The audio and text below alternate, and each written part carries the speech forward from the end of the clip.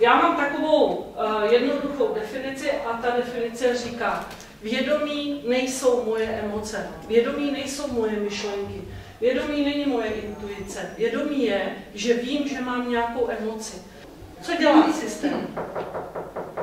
Sledujete? Celý ten systém se snaží rozpoznat, co tady dělá. To znamená, energie mozku a toho jde k tomu rozpoznání. A tady se teď odehrává ta situace. Takže je dobré se naučit a pracovat s lidma v tom vědomí, jaká je moje pozornost, kde je moje pozornost. Ale jsou lidi, kteří mají hlubokou vnitřní motivaci.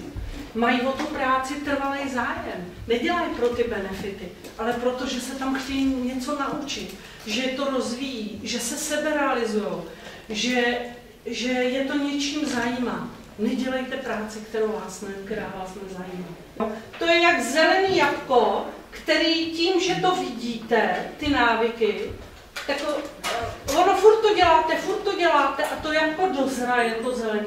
A jednoho dne uděláte něco jiného.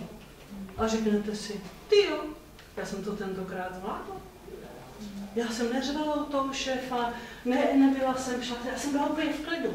To, jak si uvědomujete a jak to vidíte, tak to jabko dozraje a z toho stromu spadne. 5 vlastností máte. Helejte, a teď začne proces, kterému se říká sebeuvědomování. A teď zjistíte, že možná víc víte o těch druhých, než o sobě.